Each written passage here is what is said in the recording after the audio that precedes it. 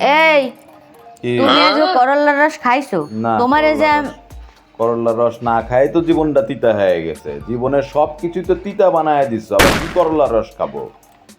জীবন বলে মুই তিতা বানাইয়া দিছি হ্যারে মুই কত কষ্ট হইয়া এরপর করলার রসটা প্রত্যেক দিন বেন্যাল উঠটা করিয়া দেই, আর হে করলার রস খায় না কয় জীবন তিতা তিতা হইয়া গেছে।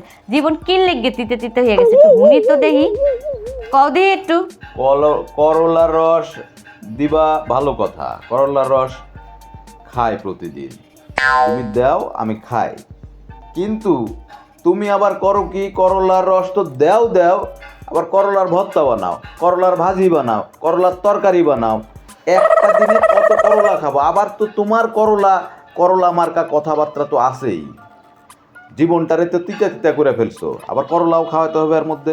এরা যে আমার কি হরতে মনে চায়, এবারে তোরে করল্লা না দিয়া মিষ্টি দিলে তোরই তো ক্ষতি, ডায়াবেটিস বাড়বে, তোর 14 গোষ্ঠীর ডায়াবেটিস, তোর মার ডায়াবেটিস, বাপের ডায়াবেটিস, 14 গোষ্ঠীর ডায়াবেটিস। তো তোরে যদি মুই মিডা দিই, যদি মিষ্টি খাওয়াই, হেলে তো তোর মানে সব কিছু তোর হইলো ডায়াবেটিসে বেড়ে যাবে, তোর মনেও তো ডায়াবেটিস বেড়ে যাবে। তাই বলে কথা বলি তিতা, কারণ যাতে তোর মনের মধ্যেও ডায়াবেটিস না হয়।